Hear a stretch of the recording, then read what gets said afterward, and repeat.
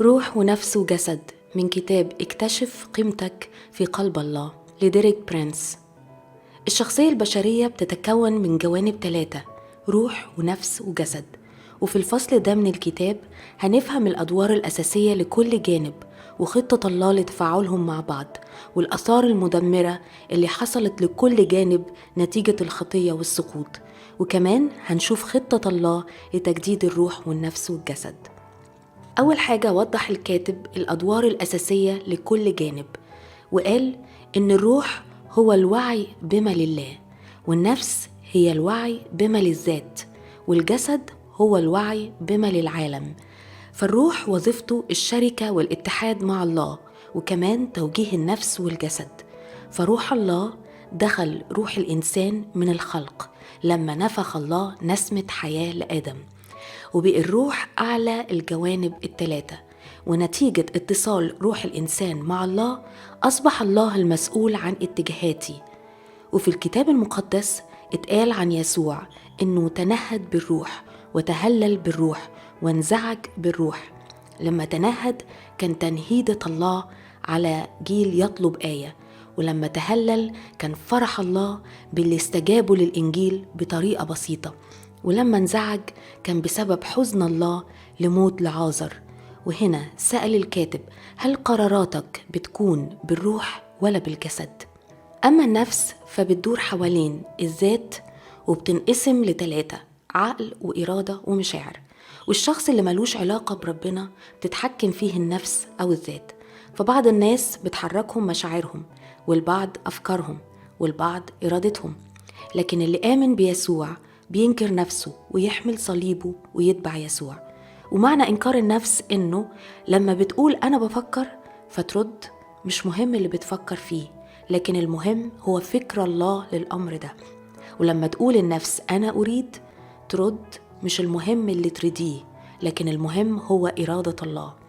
ولما تقول النفس أنا أشعر فترد مش مهم اللي بتشعري بيه، لكن المهم هو رأي الروح القدس. وسأل الكاتب: هل بتقول لنفسك لأ؟ وهل نفسك اللي بتحدد طريقة حياتك ولا روحك؟ أما الجسد هو الوعي بما للعالم من خلال الحواس 5، والجسد بيتحرك بحسب توجيهات النفس والروح. تاني حاجة وضحها الكاتب خطة الله لتفاعل ال3 جوانب مع بعض، وقال إن الروح في اتحاد مستمر مع الله من خلال الروح القدس، والنفس في خضوع مستمر للروح وفي إنكار مستمر للذات، والجسد أصبح هيكل الله وأعضاؤه أدوات خاضعة لخدمة الروح القدس. كانت دي خطة الله، لكن بسبب الخطية حصل سقوط ثلاثي في جوانب الشخصية، وهو ده 3 أمر اتكلم فيه الكاتب: التأثير المدمر للخطية على جوانب شخصية الإنسان. فانفصلت الروح عن الله وأصبح الإنسان ميت روحيا، والنفس أصبحت نقطة هجوم إبليس وتلوثت بالعصيان، والجسد أصبح فاسد، فاتحد النفس والجسد ضد الروح، وفقدت الروح مكانتها اللي ادهالها الله، وهي التحكم في الشخصية البشرية. لكن الله في حبه للإنسان صنع معجزة عشان يحيي روح الإنسان من الموت للحياة مع الله. ففي ملء الزمان جه يسوع ليخلصنا كآدم الأخير، ومش المقصود الأخير في الترتيب، لكن بمعنى أنه نهاية كل ميراث آدم الأول، وتحمل عقاب كل خطية وعصيان، ومات، ومعاه مات الميراث الشرير لآدم الأول اللي ورثه لكل البشر. وأزال يسوع الخطية بذبيحة نفسه، ومات كآدم الأخير، وقام من الأموات، ومع قيامته اتولد بالإيمان به نوع جديد من البشر. فيه بيتحد الله والإنسان في شخص واحد، وهي دي الولادة التانية اللي فيها بتؤمن بيسوع وموته وقيامته، وتتوب عن الخطية وترجع روحك من الموت للحياة. وقال الكاتب: بعد الولادة التانية بيتم تجديد الروح والنفس والجسد. فالروح بيبقى دوره عبادة الله في كل وقت، والشركة مع الله طول الوقت، واستقبال الإعلانات من الله عن خطته لحياتك وخطته للعالم.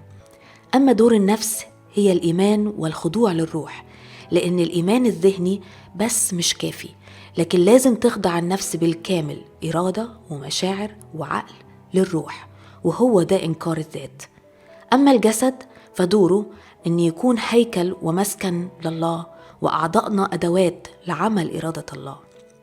وفي الآخر بيختم الكاتب بالآية في تسالونيكي الأولى 5 عدد 23: وإله السلام نفسه يقدسكم بالتمام، ولتحفظ روحكم ونفسكم وجسدكم كاملة بلا لوم عند مجيء ربنا يسوع المسيح.